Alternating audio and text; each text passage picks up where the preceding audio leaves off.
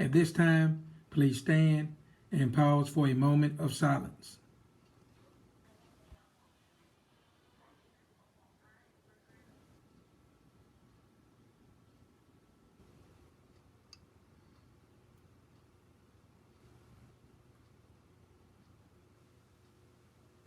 Please remain standing for the Pledge of Allegiance.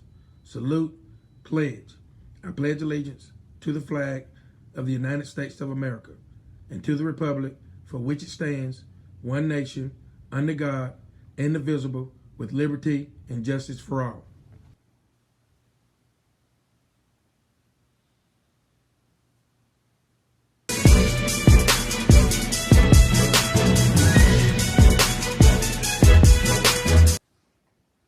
And they'll be with us right on past the midnight hour. Should be all gone by early on your Wednesday morning. And the clouds are going to move on out as well. Pretty decent day shaping up for Wednesday. Pretty decent week shaping up as well. We'll talk more about that coming up on Fox 5 News.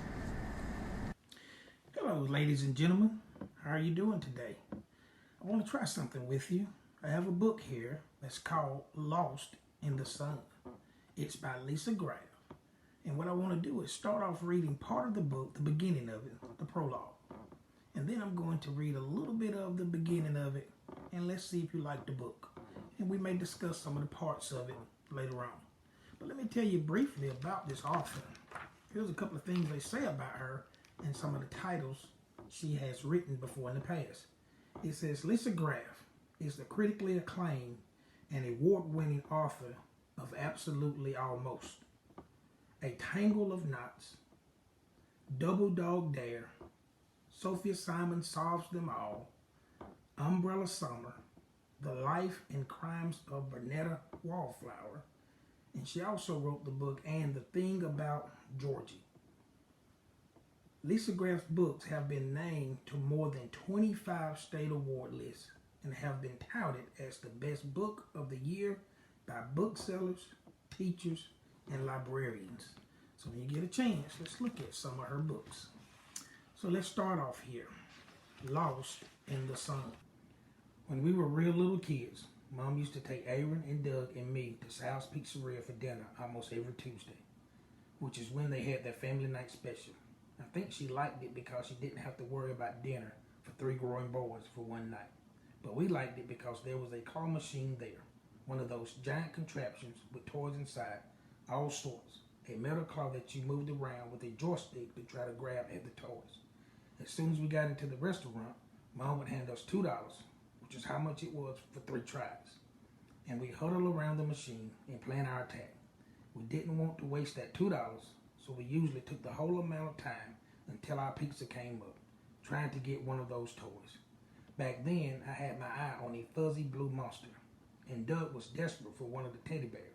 But after a while, we would have settled for anything.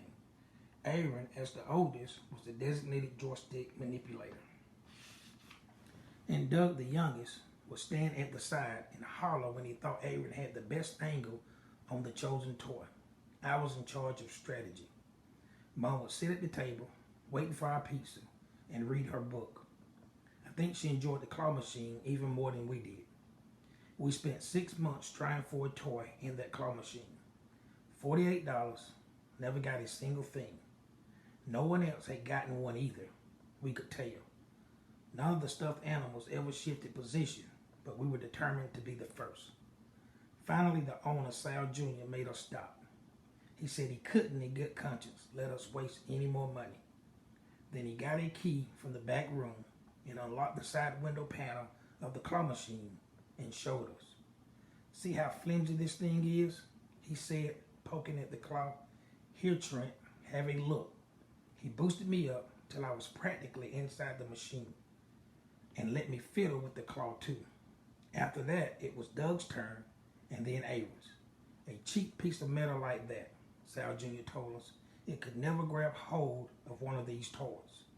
Not if you had the best aim in the world, not in 1,000 years. And you know why? Why, I asked. I was mesmerized, I remember. I'll tell you, Trent, because look, that's when Sal Jr. grabbed the hold of the teddy bear's arm and yanked it. It wouldn't budge. You could hear the bear stitch and rip. just a little. They're all packed together super tight. I said when I figured it out. There's no room for any of them to go. Exactly, Sal Jr. told me. He locked the side window panel back. Consider this a lesson in economics, boys. We got 2 pizzas on the house that night with extra everything. Aaron was so mad at the claw machine, he hardly ate. He said Sal Jr. had been stealing our money from the start, so it didn't matter if he gave us pizza after. He was still a crook. Doug disagreed. He gobbled up his pizza so fast you'd never even have known he wanted a teddy bear. Me, though, I was more fascinated than anything. I felt like I'd learned a real lesson, a grown-up one, and it stuck with me. That's the day I figured out no matter how hard you tug at something, no matter how bad you want it, sometimes it just can't be pride-free. I thought about that claw machine a lot after Jared died, because there were days, who am I kidding?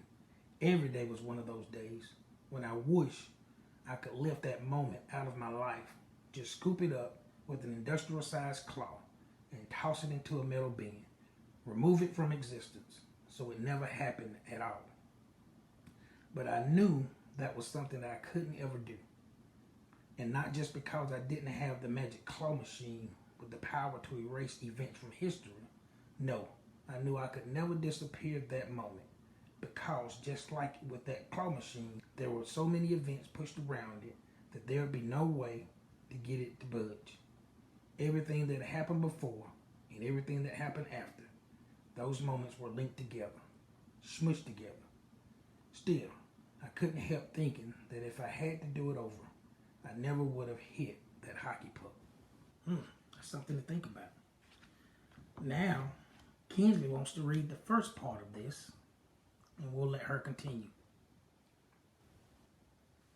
It's funny how the simplest thing, like riding your bike to the park the way you've done earlier every summer afternoon since you ditched your training wheels, can suddenly become so complicated if you let it. If you start to think too hard about things, usually when you want to go to the park, you hop on your bike, shout at your mom through the window that you'll be home in an hour, and you're there. You don't think about the pedaling or the bouncing or the maneuvering of it. You don't consider every turn you need to make, or exactly when your left foot should push it down and your right foot should come up. You should just ride. But suddenly, if you get to thinking about things too hard, well, then nothing seems easy anymore. Ladies and gentlemen, that was Lost in the Sun. Tell me what you think. I do like one part of it when it talks about the family going to the pizzeria on Tuesday. Tell me what kind of events you do with your family that you enjoy. You can email those back to me, or you can submit them in your teacher's Google Classroom, and I will get them that way. Have a great day. Please remember to wash your hands every chance you get and or use hand sanitizer. Thank you.